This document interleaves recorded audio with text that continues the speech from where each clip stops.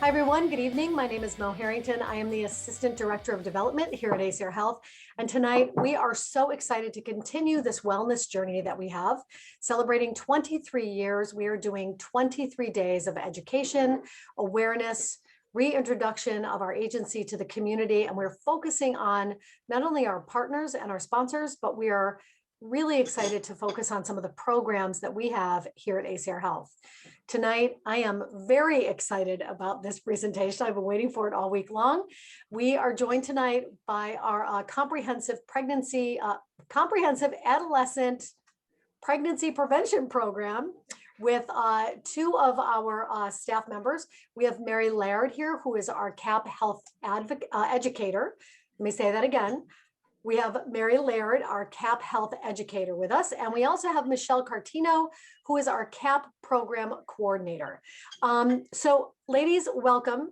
And I am very, very excited tonight because I think that this is such a important program, especially with everything that's going on. We have all of our kids are kind of inundated with social media these days. So they're getting their information, and sometimes the information that they're getting may or may not be correct. So this is a really wonderful way for them to make sure that they get the right information to take care of themselves. But what I want to know is what this program is, and more importantly, is it working? Yeah, so CAPP is Comprehensive Adolescent Pregnancy Prevention. And what we do is we can go into the middle schools and high schools and teach a comprehensive sex ed. So we do an EBP, which is an evidence-based program called Be Proud, Be Responsible.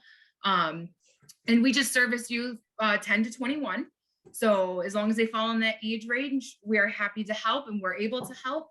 But Be Proud, Be Responsible goes through HIV, prevention, protection, that sort of thing. Birth control we get into as well. We also provide life skills classes. So how we do our life skills classes is an 8-week course. So we meet for 1 hour every week. We just finished up a Sex Ed 101 class. We are currently working on a puberty / about my body class. Yeah, it's awesome. So we just meet for 8 hours total, go through that. We are able to provide free condoms. Anybody who needs sexual or reproductive health care, we are able to help assist with that as well. We have parent education. So if a parent is struggling talking to their youth or don't know how to really start that conversation with talking to their youth about sex, we have a presentation that helps parents navigate that conversation with tips and tricks and things to use and keep in mind when talking to youth. We do all sorts of things within the community, obviously pre-COVID. We all sorts of events we're at, passing out information, flyers, little treats and goodies and things like that. So it's very, very, there's a lot of components to it. Again, you have 15 seconds to answer. Abstinence is only 100% way of not contracting an STI, HIV, or becoming pregnant. Is that true or false?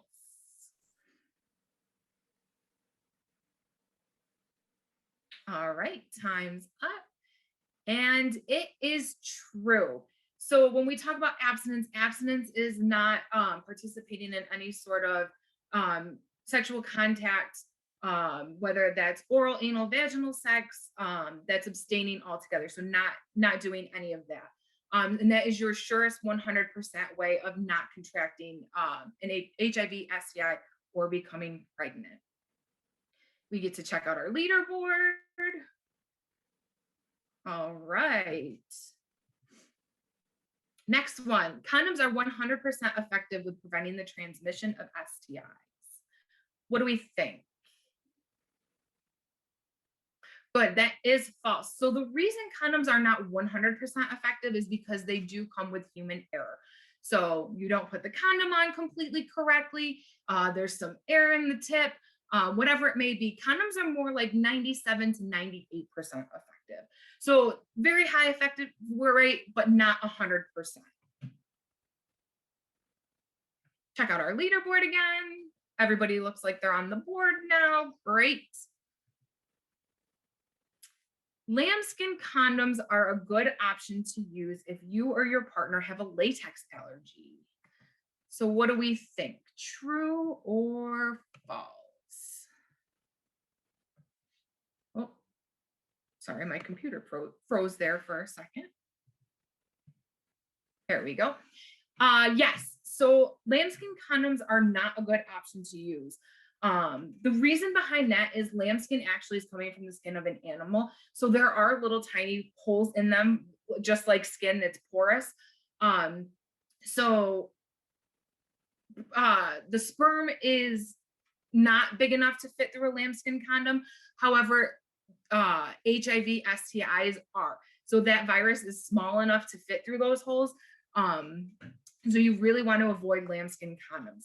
If you or your partner have a latex allergy, there are non-latex condoms out there. They're made out of polyurethane or polyisoprene. So those are your best bet to use if you or your partner does have a latex allergy. You really want to avoid those lambskin condoms.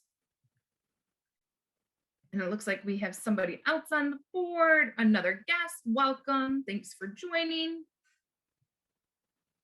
All right. You should get a new condom at each new sex act. So if you're going from oral to vaginal sex, what do you think? That is absolutely true. So anytime you engage in a new sex act, you want to make sure you're switching out those condoms. The reason behind that is when performing oral sex on a penis, you really want to use like a flavored condom.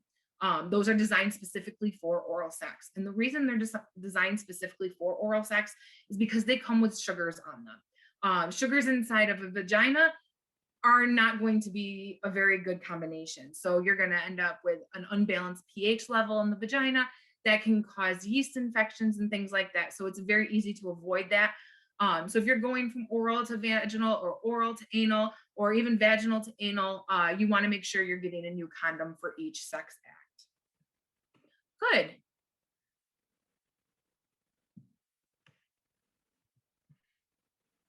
Take a look at our leaderboard. Yes, 745 still in the lead. Yes, 13 on the board. Way to go. All right, you can use an internal condom with an external condom for double protection. That is false, absolutely. So the reason that's false is when two condoms are put together, whether that's two external condoms, an external and an internal condom, what's going to happen is those plastics and those rubbers are going to rub against each other. It's going to cause friction, and that can cause the condom to break. So you really, one is plenty, whether you use just an internal condom or just an external condom. Either one is good to use, but not using both at the same time. Good. We'll check out our leaderboard again.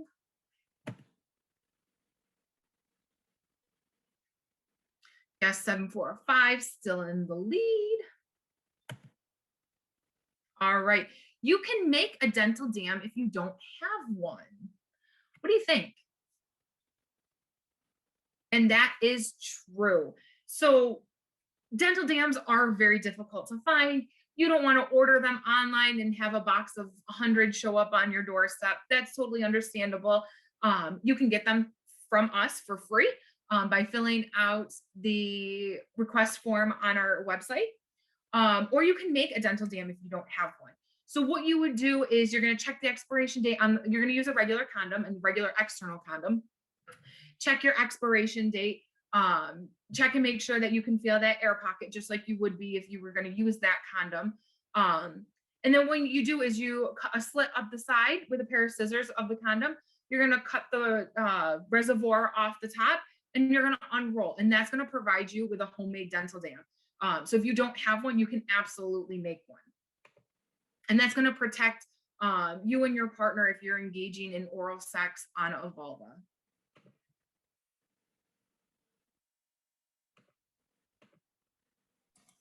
Michelle, we just had a great question in the chat, if you'd like to answer it. So we had a question, even as a dental dam, you need to check the expiration date? Yes, you still need to check that expiration date, because what happens when condoms expire is they break. very easily. So if you're using an expired condom, even for as a dental dam, it can break and then it exposes you and your partner. So just making sure that you still are checking it, even if you're not using it externally on a penis. Absolutely. Yep. Great question.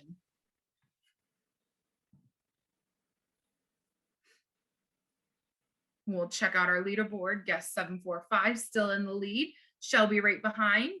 Guest 13 right behind as well. All right. Birth control also prevents against STIs. What do we think? True or false? All right. It is false. So birth control strictly only prevents pregnancy. If you are somebody who is using birth control, you still want to make sure that you are using condoms, you're using some sort of barrier, whether it's condom, an internal condom, a dental dam. That's going to help protect against those STIs and that HIV. Good. Everybody got that right. Oh, and Shelby took the lead. Guest 745 right behind. All right, all birth control options contain hormones. What do we think? My computer keeps freezing on me. So that is false. Most of the birth control options that are out there do contain hormones. That's going to be your hormonal IUD. That's going to be the implant, the shot, the pill, patch, ring. Those are all going to be your hormonal options. If you are looking for a birth control that does not contain hormones, your copper IUD is going to be your go-to. So basically how that works is there's copper wrapped around the IUD, and copper, it's inserted into the vagina. It sits right on the cervix, inserted, removed by a doctor. You don't have to do anything except show up to the appointment. And what's going to happen with that is if you are doing the copper IUD, the copper inside is going to confuse the sperm, and that's going to keep the sperm from not reaching the egg for a pregnancy. So it doesn't use any sort of hormones at all. It's just a little piece of copper, and that's going to prevent pregnancy for up to 12 years. So that's a really great option if you're looking for a long term. So if you're, say, 15 years old and you decide that that's a good option for you, you get that in when you're 15. You don't have to worry about birth control again until you're 27. You can decide that you want it removed before the 12 years is up. That's totally okay. You can have it removed whenever you want. It's not something that has to stay for 12 years, but it does give you that option to be in there for 12 years. So let's check out our leaderboard. Shelby's still in the lead. Nice job. All right. Consent can be revoked at any time. What do we think about that? And that is true, 100%. Yes. So consent is something that can be revoked at any time. You can consent to certain activities and that doesn't mean you're consenting to all types of activities. So it can be revoked at any time. That is up to you and your partner. You might consent to something and your partner doesn't consent to something, and that's okay. But you consenting to anything can be revoked at any time. Shelby's still in the lead, getting quite a little gap in there. Guest 13, not far behind from guest 745. If you can't consent to sex, you can't consent to sex if you are under the influence of drugs or alcohol. What do we think? So this is true. It doesn't matter how old you are, whether you are legally able to consume alcohol or you are under the influence of drugs. It doesn't matter how old you are. You cannot legally consent to sex. Again, that doesn't matter. Age has no bearing on it. It's you're under the influence. You're not in the right state of mind. You legally cannot consent to sex. This includes your partner too. So if your partner is under the influence of drugs or alcohol, they legally cannot consent either. So those are just some things to keep in mind. Getting closer and closer. Shelby's still in the lead. not all STIs can be cured. What do we think about this? So this is true. So there are some STIs out there that can be cured. So syphilis, gonorrhea, chlamydia, trick, pubic lice, those can all be cured.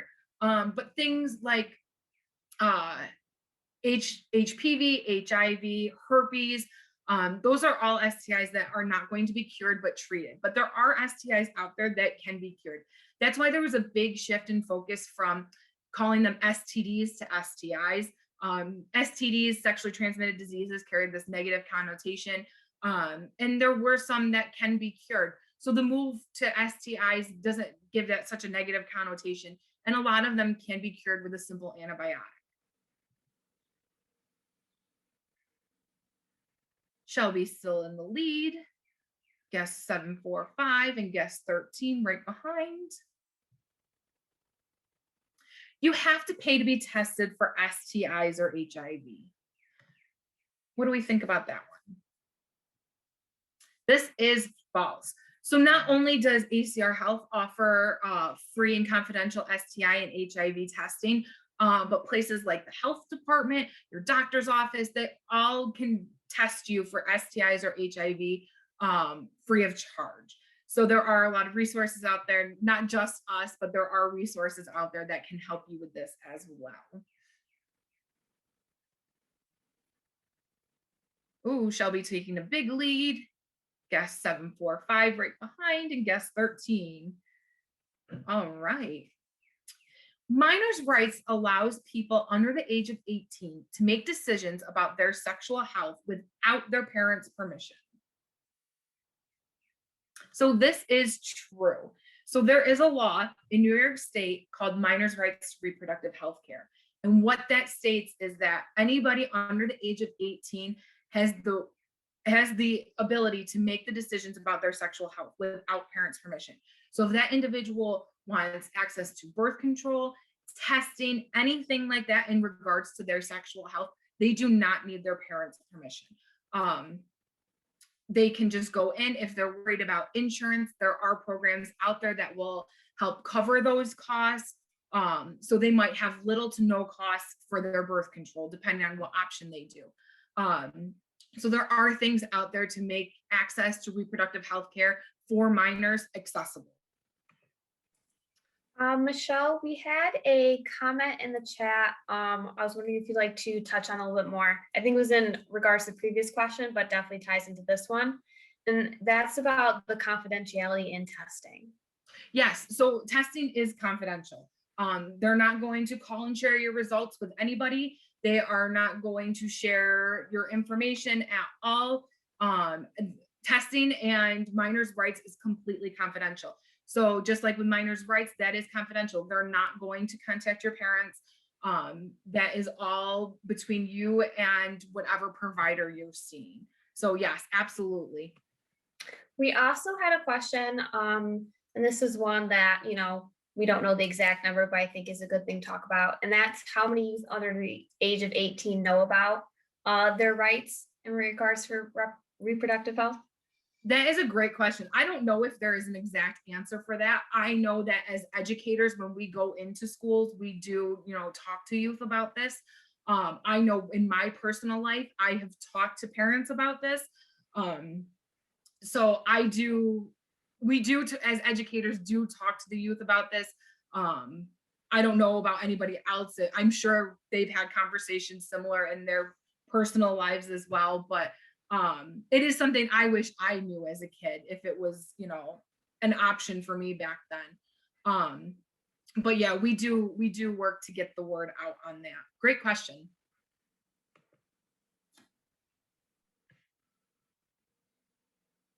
All right. Masturbation is a typical activity that people participate in. Good, true, yes. So it doesn't matter if you are a person with a penis or a person with a vagina. Masturbation is very, very typical, no matter who the person is. Just something that happens, very natural. Shelby still in the lead with guess 745 right behind and guess 13 right behind that. Nice job. All right. Masturbating too much will lower the sperm count and cause infertility. All right, good. Yes, this is false. This is a common myth that you will hear. But masturbating too much is not going to lower the sperm count or cause infertility. It is something that happens. The only way this is going to become an issue is if it's like impairing your day-to-day life too much. So as long as that's not an issue, then how much or how little somebody masturbates is not a big deal. Check on our leaderboard. Shelby's still in the lead. Watching porn is unhealthy. But this is false. Watching porn is not unhealthy. Again, just like masturbation, unless it's something you're engaging in all the time and you can't function day to day without it, then you want to start to worry about that. But watching it ever so often is not unhealthy.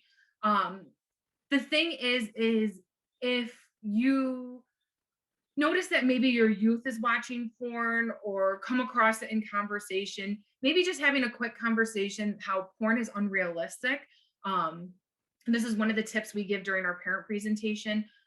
So watching porn isn't unhealthy, but just keep in mind, like, the plumber's not going to come to your house to have sex with you. They're going to come to fix your pipes. So just noting that situations in porn and how porn portrays is not how porn or how sex is going to happen in real life. So just keeping that in mind if it comes up in conversation, or just something for you to keep in the back of your mind.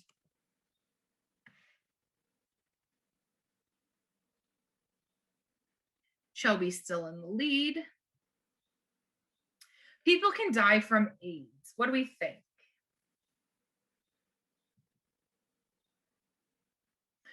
So the wording on this is super, super important.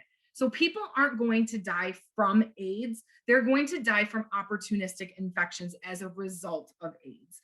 So I always bring up Freddie Mercury. So Freddie Mercury was the lead singer in Queen. He did have AIDS, but AIDS isn't what killed him. Bronchial pneumonia is what actually killed him. And the reason why the bronchial pneumonia killed him is because of his AIDS diagnosis, his body, his immune system wasn't able to fight off the bronchial pneumonia. So if you look at his death certificate, it says that he died of bronchial pneumonia as a result of AIDS. So that's a really common thing that people get confused a lot about. So we just like to point out that it's the opportunistic infection that's going to eventually kill you if you have an AIDS diagnosis. I believe that was our last true false. Let's check the leaderboard and move in to multiple choice. Shelby's still in the lead. All right, good. All right, so now we are into our multiple choice portion. So answers might vary a little more. So which bodily fluids will not transmit HIV? Blood, saliva, semen, or vaginal secretions? Good, it is saliva. So if somebody has HIV, they're not going to transmit it through somebody by their saliva, so kissing them or sweating. So blood, semen, vaginal secretions, breast milk, rectal fluids are your 5 bodily fluids that are going to transmit HIV. Saliva, tears, sweat, urine, feces, vomit, those are not going to transmit HIV. Good. Shelby's still in the lead. Guess 745, right behind you. Which STI is the most reported? Chlamydia, HIV, herpes, or pubic lice? It is chlamydia. So the reason behind it not being herpes is very common guess to this question. So the reason it's not herpes is not reported. Chlamydia is reported. Chlamydia is also treatable with an antibiotic. So it is chlamydia. Herpes, we're going to get into a little bit later, so I don't want to give you too much of a head start. But chlamydia is a reportable STI. Not all STIs are reportable.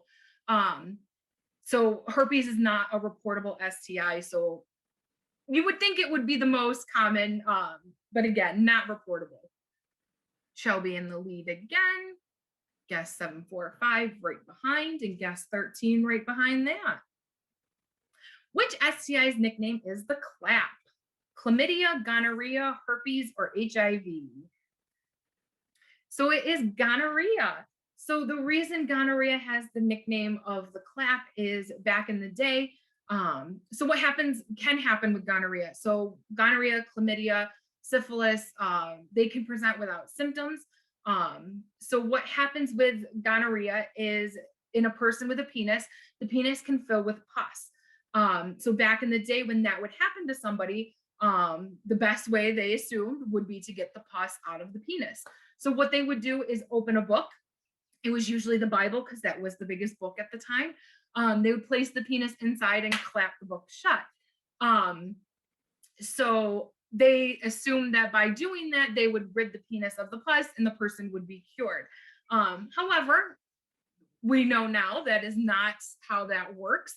An antibiotic will help clear up the gonorrhea, and you don't have to clap your penis inside a book. But that is a little fun fact for you all. Shelby's still in the lead. Which STI's nickname is crabs? HIV, HPV, pubic lice, or syphilis? Good, it is pubic lice. So the reason pubic lice has the nickname of crabs is because under a microscope, it literally looks like a little crab. It's got little pincers, very similar to head lice, except you're not going to find you're not going to find head lice in the pubic area or pubic lice on the head. That's because the thickness of the hair is different. So pubic lice needs that coarse pubic hair. You don't need to see a doctor to clear pubic lice. It is an over-the-counter, just like you would head lice. So you don't need to go to your doctor. Symptoms are going to be that you're itching. You might see it just like you would head lice. The thing about head lice, though, so keep in mind, is that you can get it by sharing clothes or bedding or towels with someone. So it doesn't necessarily have to be sexually transmitted. If you're sharing that stuff and there's a lice on the towel and it transfers over to you, that's a very easy way to get pubic lice. So that's why we really recommend not sharing towels or bedding and things like that with others. Check out our leaderboard. Shelby's still in the lead. Guess 13 is getting closer. Do you guess 745? All right, which STI comes in stages? Chlamydia, HPV, pubic lice, or syphilis? Good, so it is syphilis. So syphilis comes in 3 stages. The first stage is you are going to get these little sores. You might not even notice that they're there. They don't hurt. So they're not like herpes sores. They don't hurt. You might not realize they're even there. If you have a vagina, they can be inside the vagina. Stage 2 syphilis is you're going to develop a rash. That might be on the palms of your hands or the soles of your feet. It can be on your trunk, the trunk of your body. And then stage 3 syphilis is really dangerous. So what happens with stage 3 syphilis is you're going to develop these holes in your brain. It's going to cause dementia, paralysis, things like that. So that's why getting tested is super important. So you can catch syphilis, because syphilis, again, is a bacterial infection. So that can be cured with an antibiotic. So you really want to make sure that if you are engaging with a new partner or multiple partners, that you're getting tested regularly, and that syphilis is a test that you are getting tested for. We'll check out our leaderboard. Oh, guest 745 is creeping up there. All right, which STI has a vaccine? Gonorrhea, herpes, HIV, or HPV? Good, it is HPV.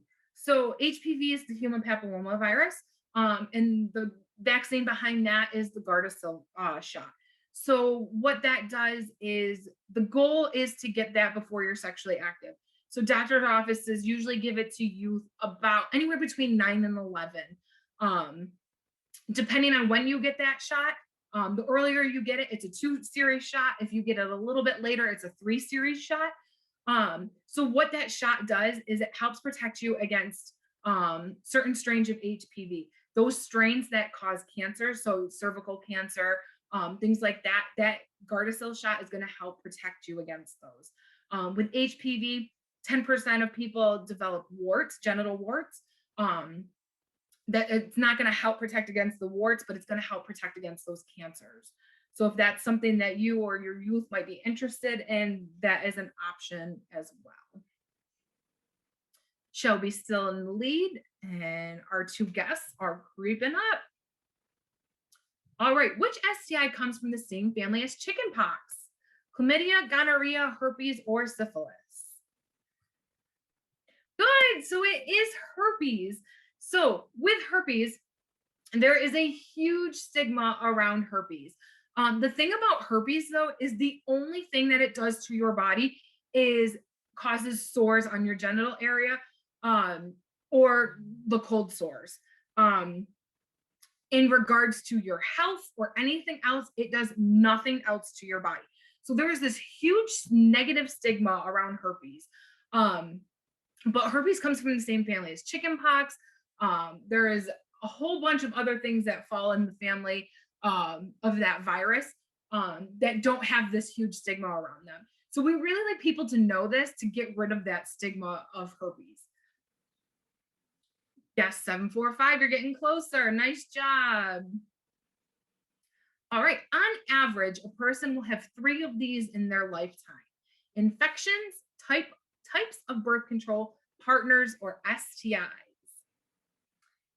Good. Okay, so it's not partners. It is types of birth control. So if it is very common for somebody to start using a type of birth control and decide maybe it's not for them. A lot of times we'll hear like, I got put on the pill, but I'm really bad at remembering taking it. And then they'll switch to something that they don't really need to remember to take or need to remember less often about. So we threw this one in there to trick you. So it's very common for somebody who is using birth control to try out at least 3 of them in their lifetime. Shelby's still in the lead, but again, we're getting closer together. How long can sperm live inside the reproductive tract of someone with a vagina? 2 hours, 1 day, 2 days, or 5 days? So it is 5 days. So that's why it's really super important to make sure that you are using a condom, that you are using birth control, because that sperm can live inside for a really long time. That's why if you need to use emergency contraceptive, that's why they tell you have so long before you can use that, because that sperm can live up to 5 days. Michelle, we have a really awesome question in the chat. I don't know if you know this. I have a guess, but I'm not sure. What is the most commonly used birth control? Oh, that is a good question.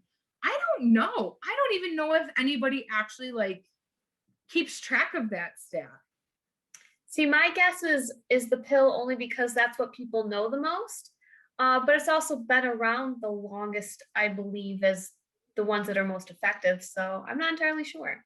I would agree with that. I also know that back in the day, so when IUDs first came around, they were very bad.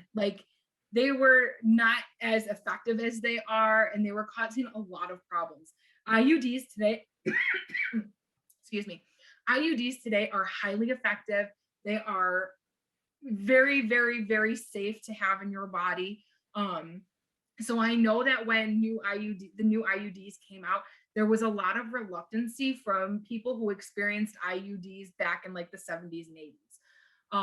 But I would agree that the pill is going to be the most common. So I don't know. You've got me curious now. I'm going to see if I can find that. But I would say, yeah, either the IUD or the pill. We also have a question about how common implants are for in the arm. How common do you think that is? I don't think that's as common as an IUD or the pill. I feel like the IUD and the pill are the ones that get pushed the most. The implant is very effective as well. That's a little tiny matchstick size implant that goes right into the upper arm. Again, inserted and removed by a doctor. So what they do is they numb the area and then they're able to insert it into the arm. And that's something that can stay there for 3 years. The reason I don't think that's as common is just because talking to youth and the experiences that I've had in the last 4 years I've been here, that's not a very common type that I hear that people are using. I usually hear that people are using the pill or the IUD. Good questions. We have one more that I've never gotten before. So is there an age limit to taking the pill, and maybe even broader, any type of birth control? Your age limit is going to be if you are in menopause. So once you hit menopause, you are not going to need it anymore. And that's going to vary differently for everybody. Shelby still in the lead. Again, guests are not far behind. How often should someone with a vagina get a pap test? Never, once a year, twice a year, or only when there's a problem? Yep, it is once a year. So what they're going to do is they're going to take a sample of the cells inside the vagina and run some tests on there, make sure there's no abnormal cells that would cause cancer. They're also going to check for HPV at that point. So that's when you would get an HPV test, or you can get an HPV test if you feel like there's something wrong. But with HPV, you're only going to really know something's wrong is if you have genital warts. So again, somebody with a vagina, their pap test once a year, collecting those cells, just checking and making sure there's no abnormal cells. Shelby's still in the lead. How old must someone be in order to buy condoms? 16, 17, 18, or there is no age restriction? Good, so there is no age restriction. Anyone of any age can go up into the pharmacy, into the supermarket, wherever it may be, and buy condoms. Good. We get this question a lot with the youth. I can't go in there, I'm not old enough. Well, there is no age restriction. We have 2 more questions in the chat. Okay. So first, in reference to the pap test, since this is preventative, is it usually covered by insurance? Yes, it should be. Yep. And then another one, I believe this is in reference to the condoms. Does this vary state by state, or is this across the country for any age can buy condoms? I believe it's across the country. I've never heard of anybody say I can't go get condoms because I'm too young. All right, which is not a barrier? Dental dam, external condom, internal condom, or a pad? Yes, it is a pad. So dental dam, an external condom, and internal condom are all barriers to prevent you or your partner coming in contact with an STI, HIV, or pregnancy. A pad is something that somebody is going to use who menstruates. Shelby's still in the lead. Guess 745, right there behind him, though. Which of the following is effective at preventing pregnancy if a condom breaks or slips off during intercourse? Douching the vagina, emergency contraceptive, jump up and down, or there's nothing you can do? Yes, so you want to use emergency contraceptive. You don't want to douche the vagina, and that's because the vagina is already self-cleaning. So what douching does is that it disrupts that pH in the vagina, and you really don't want to do that. The vagina is self-cleaning. It will take care of any cleaning business that it needs to do. We actually had a discussion about this not long ago about using scented tampons. Your vagina is not supposed to smell like flowers. So you really should avoid trying to use those scented tampons. But if you do, the condom breaks or slips off during intercourse, you forget to take your birth control, you really want to get that emergency contraceptive, and you want to do that within 120 hours. The sooner the better. So if that happens, like it happened last night, like in the morning, you want to go and do that. So the sooner the better. Oh, guess 745, you took the lead. Michelle, we had an awesome question. So how would a person get emergency contraceptive? So you can get that right through the pharmacy. We unfortunately do not offer that. We are hoping that in the future that is something we can offer. Planned Parenthood has it. It's not anything that you need a prescription for, but you do need to ask the pharmacist for it because it is behind the counter. But again, the sooner the better. You can get that from a pharmacy. There are options online to get it as well. But again, the sooner the better you can get that. It does cost to do that. So if that is an issue, there are coupons that you can find online or codes that can get you that for cheaper or little to no cost. Which of these lubrications are safe to use with condoms? Coconut oil, oil-based, Vaseline, or water-based? Good, so it is water-based lubricant. The reason you want to use water-based is because it does not break down the condom. An oil-based lubricant, Vaseline, coconut oil, those are all going to break down the condom. It's going to cause the condom to break.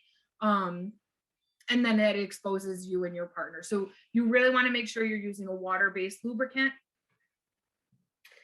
We had a question about if this changes with different types of condoms. No matter if you're using polyurethane, polyisoprene, latex, you really want to make sure that you're using a water-based lubricant. Good question. All right, guest 745, you win. Shelby, you did a great job coming in second, and guest 13, you did awesome coming in third.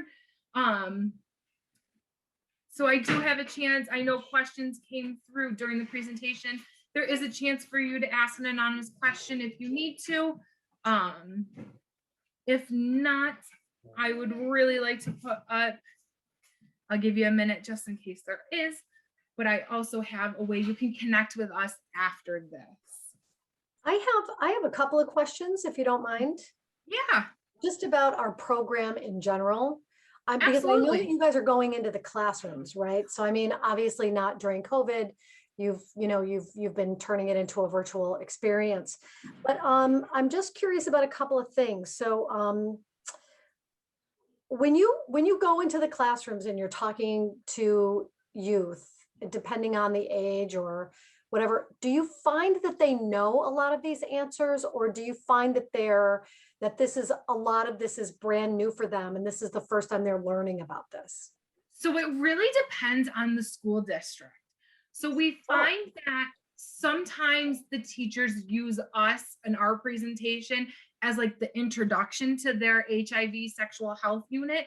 And sometimes we find that we are incomplimentary of their unit. So sometimes we do get students that are like, oh, or even students that are saying, hey, I remember this from middle school health, or I remember some of this from a previous class. So it really does depend on the class. And we are usually pleasantly surprised when we do have youth that say, hey, I have learned about this, and this is what I remember about it. Do you find that they're learning about it online, or do you find that they're actually having conversations with their parents? Or how are they, or is it literally the education at school or through this program that they're getting it? I personally feel like it's through school. With our parent presentation, we find that a lot of parents are kind of reluctant to talk and have these conversations, which is completely understandable. They are awkward. They are, kind of tough to have, but that's why we encourage them to have these conversations. So I feel like a lot of the information that the kids are hearing are from school, or maybe even a TV show that they watch or a movie that they've seen. Because sometimes they'll bring up the movie Bohemian Rhapsody and say, oh, when, I saw Bohemian Rhapsody, it touched on AIDS and HIV and what it was like back in the day in the 90s, or sorry, in the 80s. Mary, are you finding the same thing with the classes that you're going into? Yeah, I would definitely say the same. I would say that if you're talking about more of like the biology or science space, so like anatomy, the STIs, that's more of like you learned it from school. But if you're talking about like relationships and consent and that type of stuff, I'd say it's much more based off of the media, like Michelle was saying, the TV shows, but also from like older siblings or from the older high schoolers they might interact with. So a lot of times they have a lot of great knowledge, but then sometimes they might bring in some stuff that isn't so great. So like unhealthy relationships or things like that. And then we try to help and guide how to have more healthy relationships, how to make sure consent is present in a way that's not awkward, but flows in a relationship. Right, right. That's very interesting. And the last thing I want to know is when you're talking about sexual health in the classrooms, how are the schools doing with sexual health in regards to LGBTQ youth and those kinds of relationships? Are we moving ahead in that area? What are you seeing as a trend? I see certain districts doing much better jobs than other school districts. We are all unfortunately not on a universal platform with that, or a universal curriculum with that. But again, certain school districts are doing phenomenal with including absolutely everyone, no matter if you're LGBTQ or not. And others are, we're just going to teach the basics. Mary, same thing?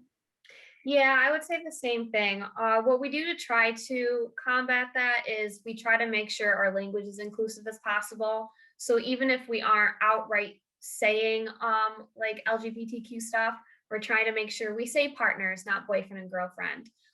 We use gender inclusive language, like we use external and internal condom, not a male and female condom. So we at least try to create that safe space and let them know what we offer. So if the school won't let us talk on these topics, they know they can come to us if they need more information in that area. That's amazing. Thank you. That's really good information to have. And that's also why we use the term somebody with a penis or somebody with a vagina. We're not, we're not going to say male or female, but we use that language to include everybody. I think that that's so important, that everybody feel that they have a space to talk about their own sexual health. And Absolutely. We don't know how anyone identifies or what questions people need answers to. So the fact that you are answering them for everyone is so important, especially when it comes to transgender students as well, because there are so many questions and so many unanswered questions that I think that there are for a lot of people. So yeah. You ladies, thank you so much. This was fascinating. I mean, I'm past this prime of learning, and even with a child, who's been out of high school for a long time, what you're teaching is so much more comprehensive than what my daughter learned even 8 years ago in school. So it's a really wonderful program, and I feel lucky for all of the schools in our communities, our nine counties that we serve. This is really wonderful. So I want to thank you. Is there anything else you want to leave us with? Any information?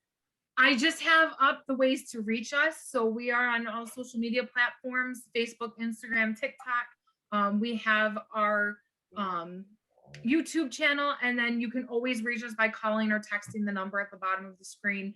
And we're happy to help in any way that we can. Yeah, you guys got some pretty famous TikToks going on there, right? Pretty, yes, we do. Pretty wildly watched, TikToks, which we're really excited about. And I'm a big fan of the Sexperts, so I got to tell you, I like it a lot. So thank you so much. That's really wonderful. We're going to be putting your information up at the end of our talk. So if anybody wants to reach out to Michelle or Mary, please feel free to do so. Tomorrow night, we are going to be ending this amazing journey that we have had with our harm reduction department in prevention. So thank you very much. Thank you for sharing the evening with us. And ladies, thank you so much for the work that you do in our community. We really appreciate it.